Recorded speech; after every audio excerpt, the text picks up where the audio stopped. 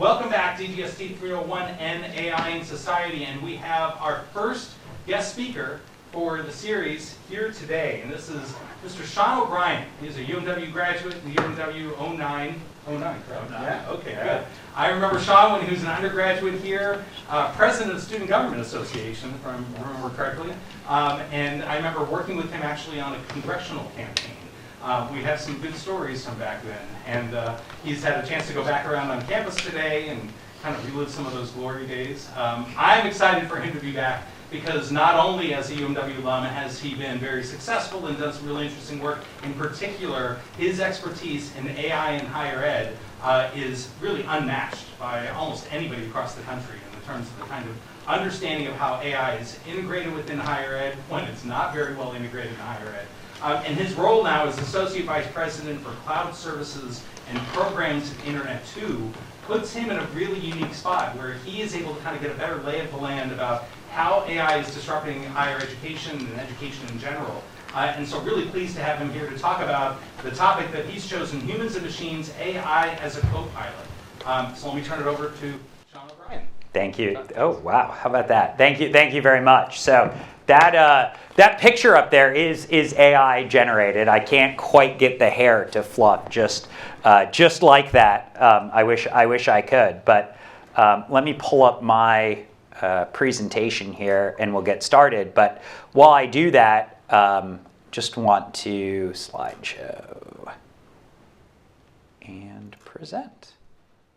Perfect. All right. So while we pull that up, I just want to thank Dr. Rao for the invite. I want to thank you all for coming and showing up to class today and being here. As Dr. Rao knows, I didn't always have the best attendance record when I was a student at Mary Washington, guest speaker or not. So it's really gratifying and humbling in that respect to be here in a class talking to you all. As someone who has been a student here, as someone who went to college here when this building didn't even exist, when Rick Hurley, who the building is named for, was president of the university. It's pretty cool to be back, and it's awesome to be able to talk about a subject here that I'm very passionate about personally and professionally, which is artificial intelligence and the impact artificial intelligence is having on higher education more broadly, and society more broadly. So I'll give you a little bit of the outline of this course. I'm going to talk a little bit about me. Anytime someone gets to put you on stage, you get to talk about you. And that's not just that's not just to be self-aggrandizing, right? I want to tell you a little bit about my story of how did I, as an alum of Mary Washington, what did that journey look like, but also what I do in AI, what my role is, and then you can determine whether I'm credible or not to be giving this lecture. We'll talk a little bit about how I'm seeing AI used in work, how I'm seeing AI used across higher education. In my role, I work with over 600 universities. So a pretty good breadth and sometimes depth of how AI is being used.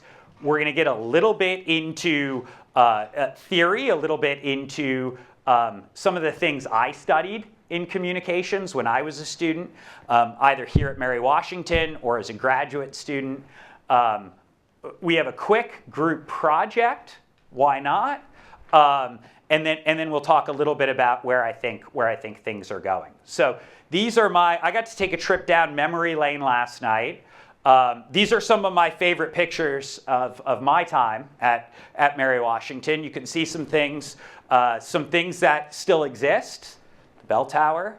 You can see things that don't exist, Chandler Hall. And that is the groundbreaking of Eagle Village. Where I was the student speaker, had an opportunity to meet Barack Obama when he came to campus to speak in 2008, walk out on stage with Obama and Biden. It was a pretty cool experience. And what I want to talk a little bit about is my experience at Mary Washington and how I think that's relevant to AI and how I think that's relevant to the education you all are getting here today. So remember, I started by making a joke that none of you laughed at. You laughed. That, hey, I didn't go to class much as a student. Partially true, partially for interest. I experienced a lot in my time at Mary Washington. I had wonderful opportunities from being involved in student clubs and organizations, working on campaigns, as Dr. Rao talked about, being the student government president, serving as the student representative on the board of visitors. A lot of experiences. And I think it's important to remember not all of the experiences you all have at Mary Washington, not all the experiences you all have in your education are in the classroom. Not all the knowledge you gather is from a textbook or from the internet or TikTok or whatever your primary sources of information are. Right? A lot of what you're gathering is life experience and perspective. And I think it's really important when we think about AI and we think about some of the narrative around, oh, AI is going to replace jobs.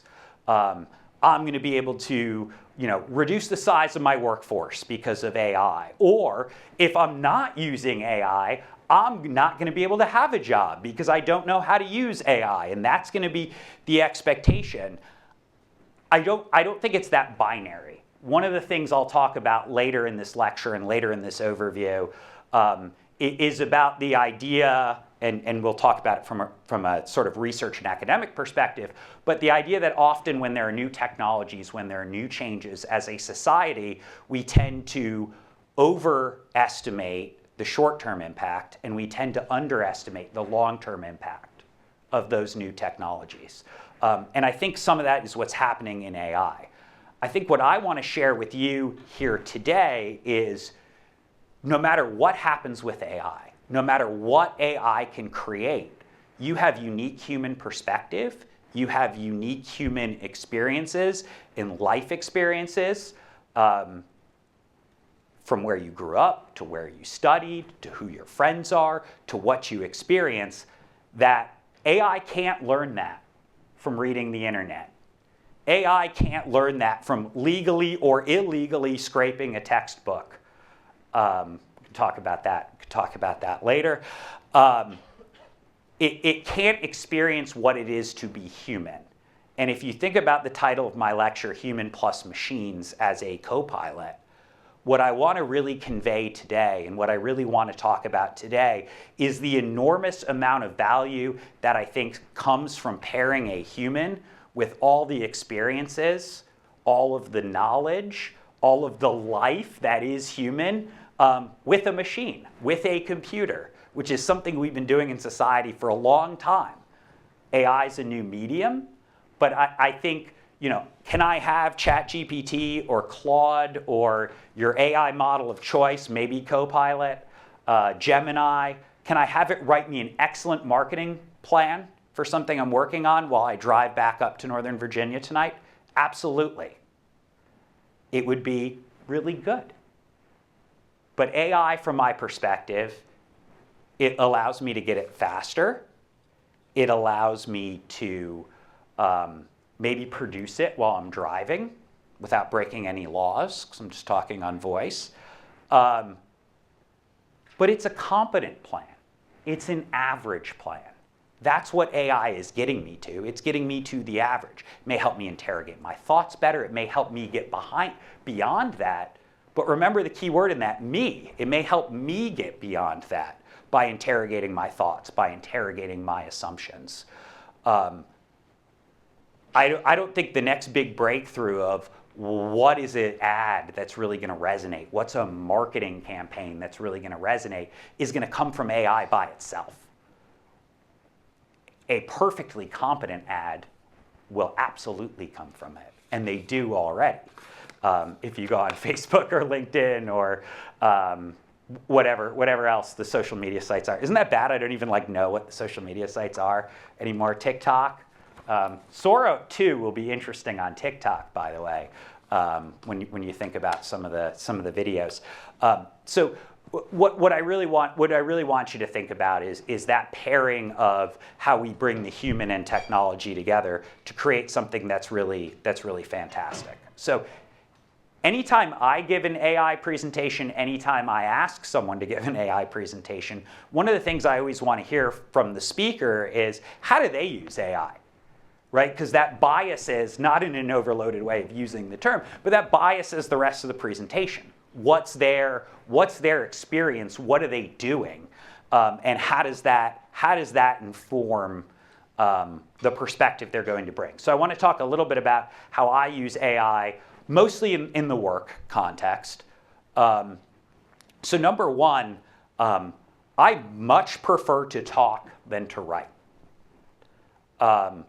The ability to have conversations with a chat GPT, or even simply record voice, as someone who sits in front of the computer all day long. My 4-year-old daughter, someone asked her what I do for a living, and she said, I talk to my computer, because I'm on Zoom calls all day, which is really interesting. But the ability to transcribe voice and use that to create content is a huge productivity gain for me.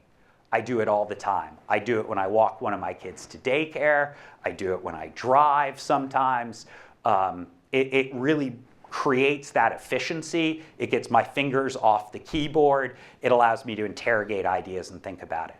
I do quite a bit of reporting in Claude, in Anthropic's large language models. So thinking about, how do I bring in various different data sets, join the data sets, visualize data. It's very helpful for me, who's not a programmer, not a coder, to think about how I can do that. Editing and content generation, great way to start and put the wrapper around it. One of the things, if you haven't done this yet, whether it's like a Google Gem or a project in Claude or ChatGPT, one of the things I like to do is I'm asked to reproduce content all the time. Like, oh, I wrote a blog post about this, now tweak it, right? It's my own original work, right? If I put all that in, instead of cutting and pasting for 20 minutes of, oh yeah, let me go take this from this that I already wrote, and this from this that I already wrote, and I'll write a sentence to join it, and another sentence here. I get a lot of practical use out of AI for that. So data, writing, voice to text, recipes for cooking dinner. If you didn't play around with ChatGPT's Santa mode, I did that last year to threaten my daughter, that Santa was saying, if you don't go to bed, now this is recorded for all perpetuity. So, but if Santa's saying, if you don't go to bed, you're not going to get your Christmas present. So y'all can debate later whether that's an ethical use of AI or not. So Internet 2, my organization, and talking a little bit about my background and my role, Internet 2, our legal name is the University Corporation for Advanced Internet Development. That's a lot, right? That's why we don't go by it. What Internet 2 is as an organization is we are an organization that manages a national research network, so literally fiber in the ground, connecting major research universities, national labs, government organizations, non-government organizations, commercial technology providers. But what Internet 2's grown up into over the last 30 years is really an organization where higher education organizations come together to solve challenges or build new things nationally. That may be in the network, that may be in identity. Eduroam, which you can connect to in this room, is operated by Internet 2. But AI is obviously one of these seismic shifts in technology, one of these new technology waves, where it calls for higher ed to work together, to work collaboratively. Can we all buy as many, higher ed in whole, can we all buy as many GPUs as OpenAI or any other foundational model provider? Probably not. But we're competing with them to buy GPUs to be able to do research at various universities. Can universities afford to pay 7 or 8 figures to license all students, faculty, and staff for various AI models? Maybe some can, certainly some can't. So how do we leverage the scale of higher education working together to solve those problems?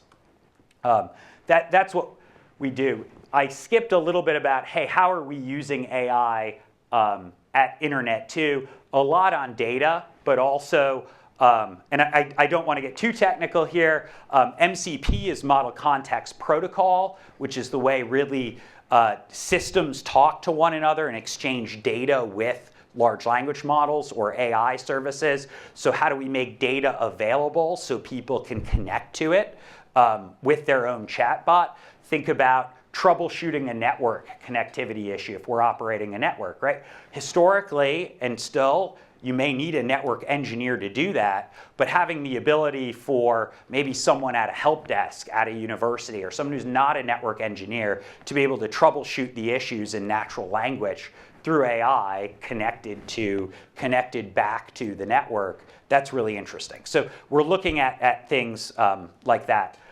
I want to talk a little bit about nationally where some of the trends we're seeing in AI in higher education.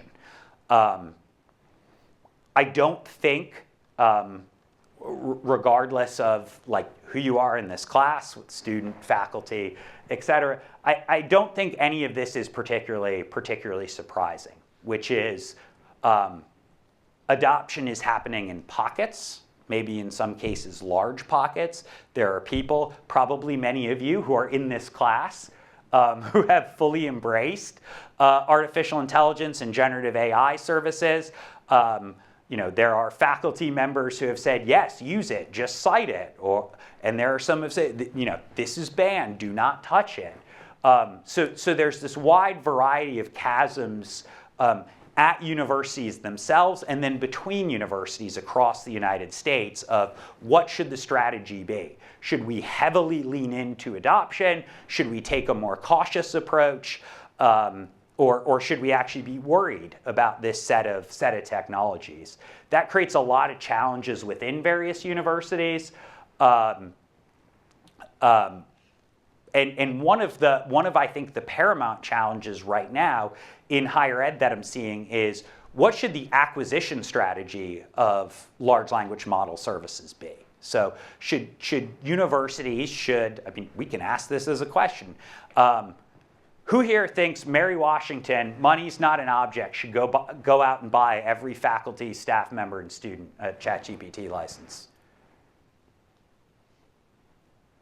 Not too many of you, maybe an eighth, I would say. Let's say any, so I won't confine it to ChatGPT. So let's include Gemini, Claude, Copilot. I probably already have Copilot, but pick any of that change like, hey, I only didn't vote for it because I'm not a ChatGPT person. But if you gave me Claude, I would buy it. All right. So we got a little more. So one of the real challenges that we're seeing in higher ed with adoptions of these technologies, there's two components of it. One is, do people want to use an institutionally provided service? And I think this will be a really interesting context in higher ed. I was recently at the University of Virginia, and one of the things when I was talking to some folks at UVA, they were talking about is their thesis of why they're not seeing adoption of some of the services that the university provides is that students are worried about honor code violations if they use the university sanctioned tools. So students would rather use their own individual tools because there's less concern about at least the university having visibility. Sam Altman, Daria, other people may have visibility. So there's this chasm, I think, of are these end user tools in higher ed? Should each student pick the tool that best meets their needs, best meets their use case? Or should they be pervasive?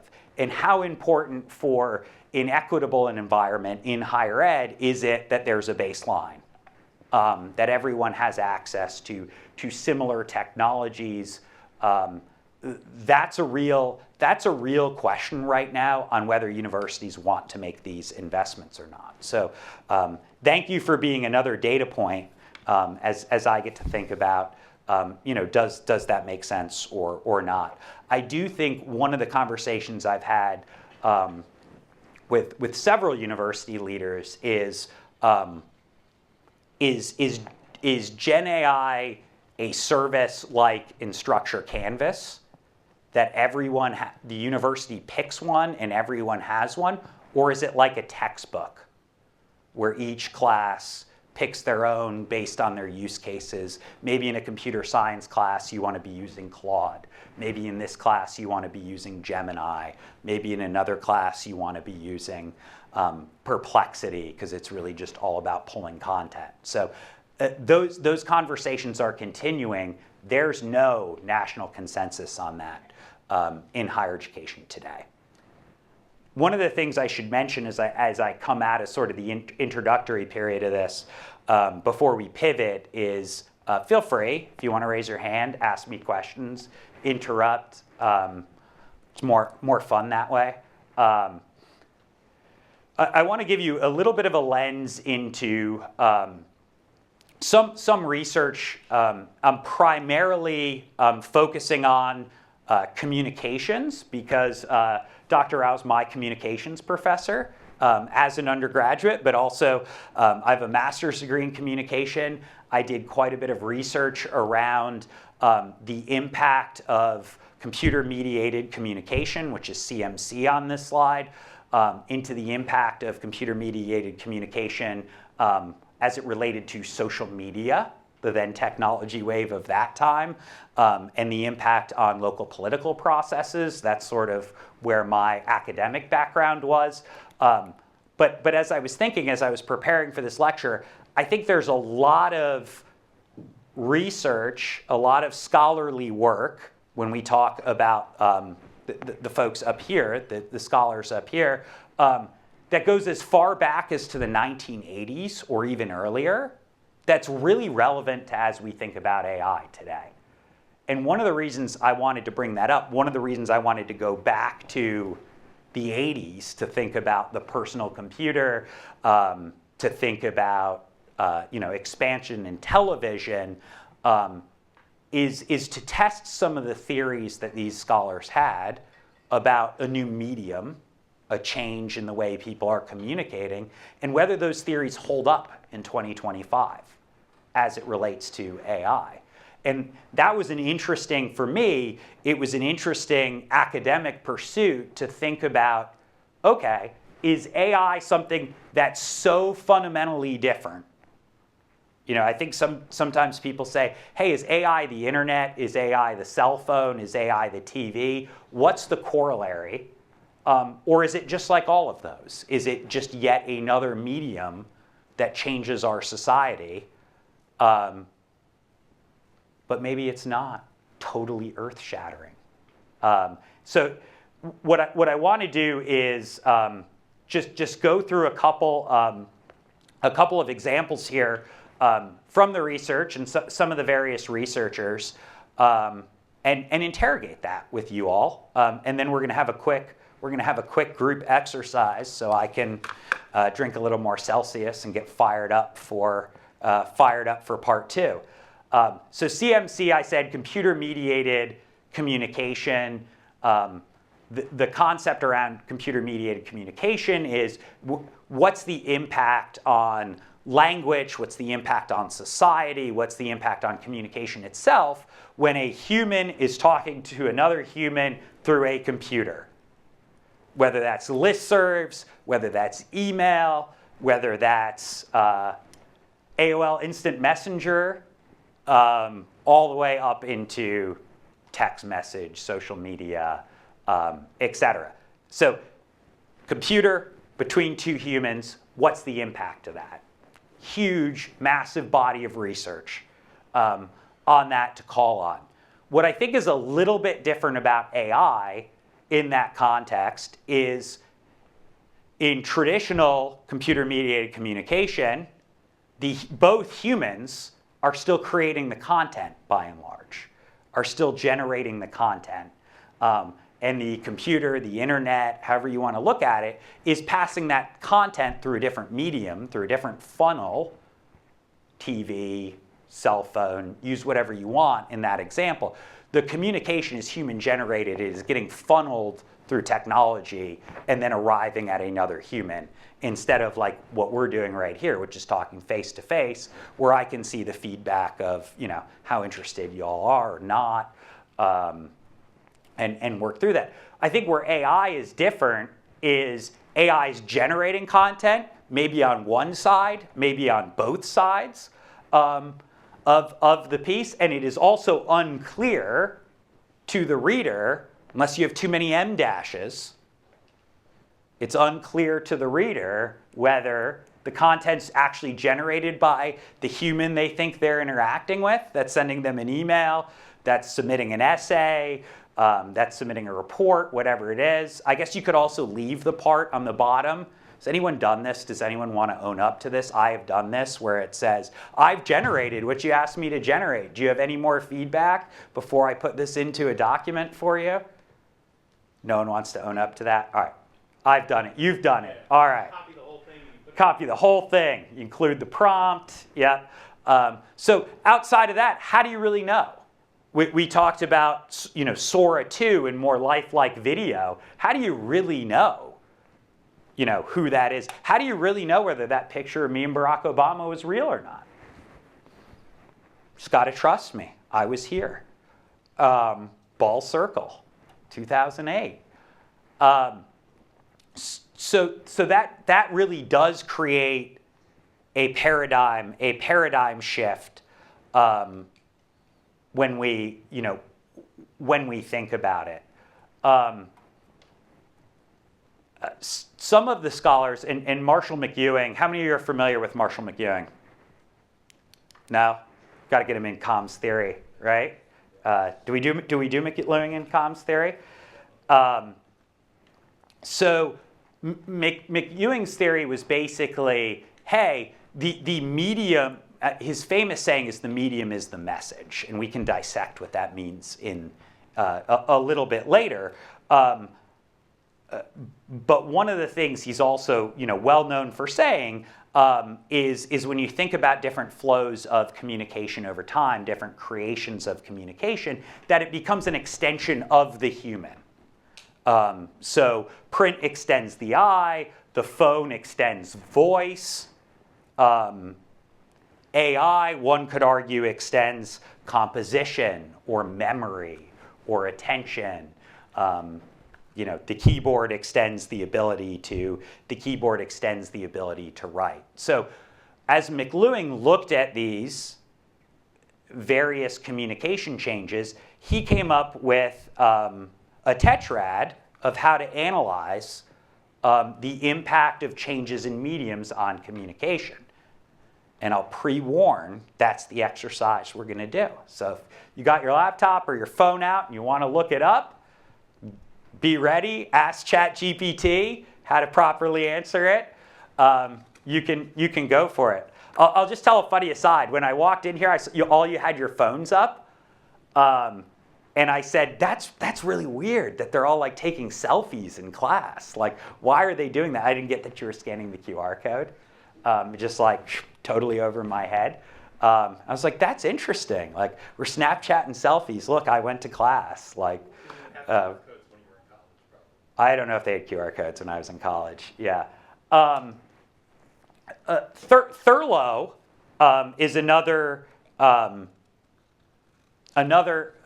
famous, I guess, communication scholar. I don't know, is famous fair? This is being recorded. We'll go with famous just in case. But one of the things that Thurlow really explored, and again, this comes back to the thesis of the importance of the human, that technology naturally flows from what's going on in society. It naturally extends the social practices, social norms of society. And I think that's a really interesting thing to think about, particularly coming out of, I like to look at technologies in sort of waves, coming out of a wave of social media and coming into a wave of AI. Did social media extend what we think was going on in society? I'll let you all ponder that. I have my own thesis. I have my own idea. Is AI extending what's going on in society? If so, how? I want to talk a little bit about ELIZA. Have we talked about ELIZA in this course? All right. Anyone remember about ELIZA? What do you remember about ELIZA? You got caught. You were too quick. In my digital studies class, we talked about ELIZA and how she kind of has like a set, like 4 different responses. Yep. So it kind of gives you a general response to whatever you say, but if you keep going, it's kind of very cumulative. Exactly. Yeah. So Weizenbaum, who wrote a book called Computer Power and Human Reason in 1976, and it's a book. All right, I don't necessarily recommend it. I bought it on Kindle the other day while I was preparing for this lecture, and it's interesting. It's very interesting. There's a whole chapter on artificial intelligence written in 1976. Again, talking about how some of this is not necessarily new technology. Weizenbaum was part of the ELIZA project, and as was accurately explained, ELIZA basically mimicked, you can see an example output here, basically mimicked responses. And it created the illusion that there was a, overloaded term now, a superintelligence or an intelligent computer that was able to provide therapy, that was able to respond to someone in need. All it was really doing was asking leading questions that were easy to anticipate and responding. But it created the illusion where people were pretty clear, some of the people who went through the experiments were pretty clear that, hey, like, we're chatting. I'm having a chat with ELIZA.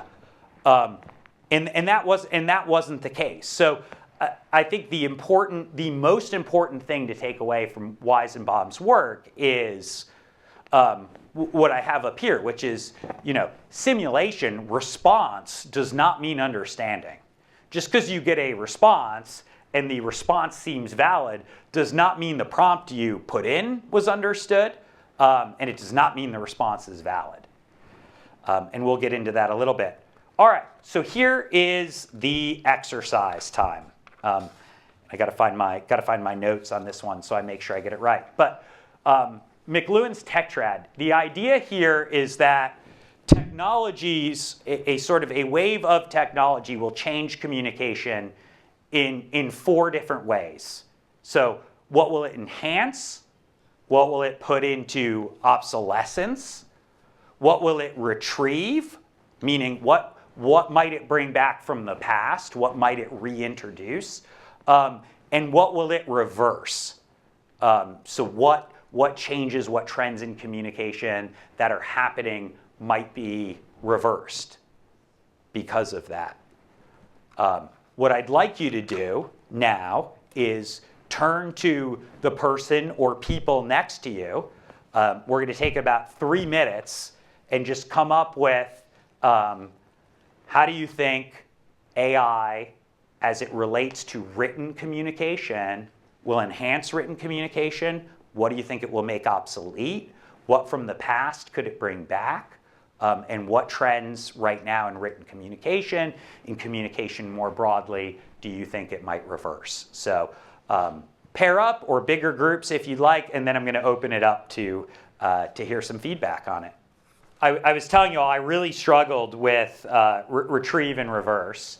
Then I asked ChatGPT, and I was like, oh, now I have all these ideas once it primed me with some other ideas, which is a great enhance one. But I'm curious, anyone want to volunteer what you and your group talked about as it relates to enhance? I would go now because enhance is definitely the easiest one, so I don't call on you. There you go. Thank you. Talks about finding sources. It makes it a lot easier than having to go to the library and read through almost every source. Absolutely. So just to repeat it, finding sources, versus going through the library or yeah. I'm gonna go Yankees fan first, and then to you. We said that it would enhance the amount and size of work and research that you can do in a certain amount of time. Makes sense. So amount of work and amount of research you can do at once. We talked about language accessibility. That's a huge one. That's one of the ones I got from ChatGPT that I did not come up with myself, where it was like, language and accessibility. So you look at some of what can be done now of two people having a conversation in different languages, and it's getting real-time translated. Or my daughter, who I've referenced a couple of times, is in Mandarin class, and she's saying things in Mandarin, and I don't know. Like, I didn't know whether they was legit or not, and she doesn't know what she's saying. And it was happy birthday. So we got it perfect, almost perfect. Happy birthday. All right, enhanced, that was good, thank you. Obsolescence. What is going to be obsolete? Yes? Human interaction. That's sad. I hope that's not true. Human-robot interaction may be enhanced, though. Anything else on obsolescence? Yes?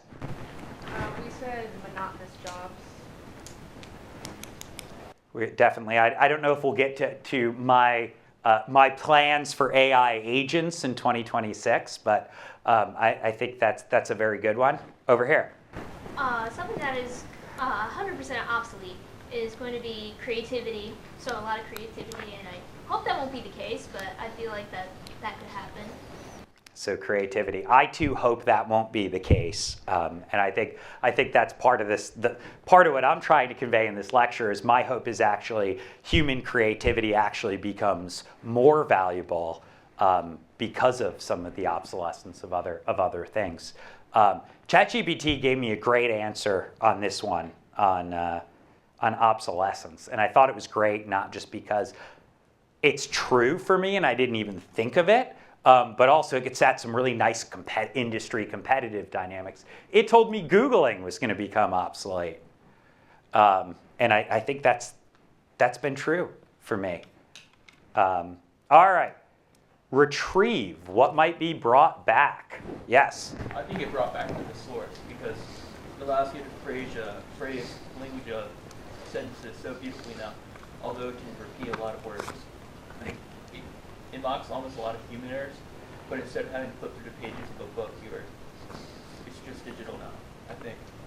Yeah, no, that, and why do you think it mocks or mimics so many human errors? Because, AI takes in it puts out what it takes in, it scrapes, it ingests, and it just kind of functions almost as like a puppet. Absolutely, yeah. Trained on human data, going to repeat human mistakes. We'll go up here and then over here. We said paper/filing, like storage, non-digital storage. And why do you think it will retrieve that? Well, like as AI becomes more popular, there's a lot of like old heads and boomers that don't really typically like that. So we have an idea that maybe they're just gonna go back to the old ways because they just don't trust it that much. Backlash. Yeah. I think a backlash example I think is really really relevant. We had one more over here. Podcasts, like this bringing back oral storytelling. Yes, it's all very digitalized, but you're still telling a story, whether it's real or not. You're telling a story using articulation, and you're telling about something that's happened. Whether it's told concisely or not concisely doesn't really matter. It's bringing back the tradition of like telling stories through an audio format. Absolutely, storytelling. Absolutely, that's a good one. One of the ones that I got out was sort of Socratic dialogue. So it is obviously we think, a very nice, safe place to debate yourself, have your own ideas challenged in the safety of your own phone. So let's go to reverse. What's something that might be reversed? I agree. I think this is the hardest one. Go ahead. Critical thinking. I think that is a huge threat. Yes. Maybe like personal or like stylized writing, right? When you start sounding similar. Yeah. So personal stylized writing, definitely agree with that. I feel like it's going to worsen the amount of misinformation that's going to happen on the internet, more specifically in social media, because I feel like that's been getting worse recently because of AI. Yeah, so ability to proliferate misinformation, create misinformation. Remember, go back to my Santa Claus example. Santa's not going to bring you a Christmas present because you're not going to bed. It's total misinformation. Santa was on it. One of the things I said for reverse, this was the only thing I could come up with, by the way, and y'all's answers were very good, was abbreviations in writing. I feel like I always used to abbreviate in emails, like instead of with, I might say W dash, or the old LOL, or things like that. And now that I'm not writing my emails anymore, we don't need that. So those are really great examples. Thank you all for doing the exercise, for your thoughtful examples. And I also want to say, I usually do these talks or some semblance of these talks, in higher ed. I'm usually talking to an IT department. It's pretty cool to have you all in different shirts, like UMW, sports teams. We got Hogwarts representing somewhere. That's fun. It's fun. Prompts as communication. I'm going to hit, I know I'm coming up on time here, so I'm going to hit a couple of these things. But I think it's really important to think about the prompt you're writing is an art of communication. It is a new medium, and it is very important to think about when we talked a little bit about garbage in, garbage out. What's in your prompt? And I feel like too often, and I fall into this trap, you think AI, the AI's magic, the LLM's magic, it's going to infer what I need it to infer. But the importance of saying, who's your audience? What level are they at? Feeding the model with the appropriate data, and context, I think is all super important. The data, we just talked about this, is the output is only as good as the data that is in the input. I'm sure you've talked about this in class, right? LLMs, models are trained on the vastness of the internet. They are mostly generalized models. They are general purpose, the foundation models, general purpose models. If you're using it for something that is not general purpose, feeding it good data, feeding it good context, is super important.